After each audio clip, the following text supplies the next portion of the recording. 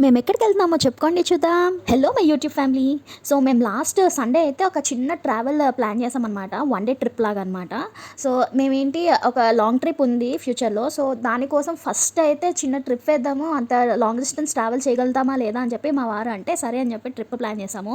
కాకపోతే కొన్నిసార్లు అంటారు కదా, అనుకున్నది ఒకటి అయ్యేది ఒకటి. సో అలానే అయిందనమాట మాకు ఈ ట్రిప్.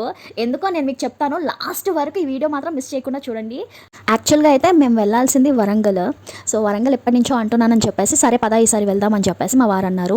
సరే అని చెప్పి బ్యాగ్ ప్యాక్ చేసుకొని రెడీ అయిపోయాము. ఎర్లీ మార్నింగ్ 7 కల్లా స్టార్ట్ అయిపోయాము. కాకపోతే మా వారు ఏం చేశారంటే డైరెక్ట్గా రామప్ప టెంపుల్కి వెళ్ళిపోతాము, అక్కడి నుంచి మనము వేరే ప్లేసెస్కి వెళ్దాము అన్నారు. సరే అని మా వారే రామప్ప టెంపుల్ లొకేషన్ పెట్టేశారు.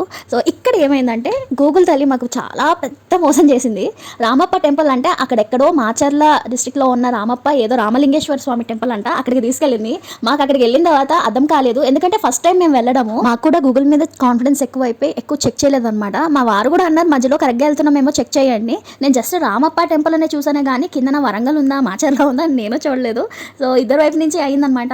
ఎనీవేస్ మొత్తానికి అయితే మధ్యలో నాగార్జున సాగర్ వచ్చింది. మేము అప్పటికీ డౌట్ వచ్చిందనమాట, నాగార్జున సాగర్ ఎందుకు వచ్చింది అని చెప్పి. అయినా కూడా సర్లే వెళ్దాము అని చెప్పి వెళ్ళిపోయాము. తీరా అక్కడ మాచర్లోకి వెళ్ళిన తర్వాత ఆ టెంపుల్ నుంచి మాకు అర్థమైంది, సర్లే ఇప్పుడు వెనక్కి రావాలన్నా 5 hours పడుతుంది, అదే వరంగల్కి వెళ్ళాలన్నా 5 hours పడుతుంది, ఇంకా ఏదైనా ప్లేస్కి వెళ్ళాలన్నా అదే టైం పడుతుందేమో, ఒకసారి చూద్దామని. మాకు ఎందుకో పైన హోర్డింగ్ చూస్తే శ్రీశైలం కనిపించింది. ఇంకా లేట్ చేయకుండా మా వారికి అన్నాను పద శ్రీశైలం వెళ్ళిపోదాము అని చెప్పి. మా వారు యాక్చువల్గా ఏమన్నారంటే కాళేశ్వరం వెళ్ళాల్సింది వరంగల్ దగ్గర, వద్దులే లేట్ అయిపోతుంది అన్నారు. సో ఆ దేవుడు పిలిపేమో కాళేశ్వరం తప్పిపోయింది కదా, అందుకే శ్రీశైలం వెళ్ళిపోయాము.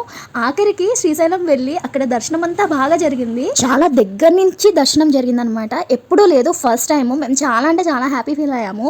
సరే అని చెప్పేసి ఇంకా బయటకు వచ్చిన తర్వాత ఇంకా డిన్నర్ కూడా చేయలేదు మేము, ఇంకా స్టార్ట్ అయిపోయాము. ఎందుకంటే శ్రీశైలం అడవులు మళ్ళీ 9 తర్వాత క్లోజ్ అని చెప్పేసి అన్నారని.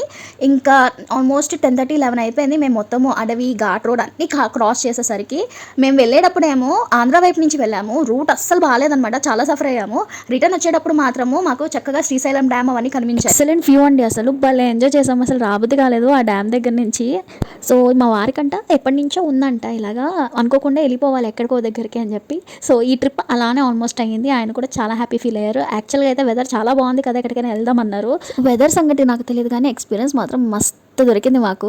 గైస్ మీలో ఎవరికి ఇలా జరిగింది, ఎవరికైనా జరిగితే కింద కమెంట్స్లో షేర్ చేసుకోవడం మర్చిపోకండి. అలానే లైక్ చేసుకోండి గైస్, అండ్ కొత్త వాళ్ళు సబ్స్క్రైబ్ చేసుకోకుండా వెళ్ళకండి. బాయ్.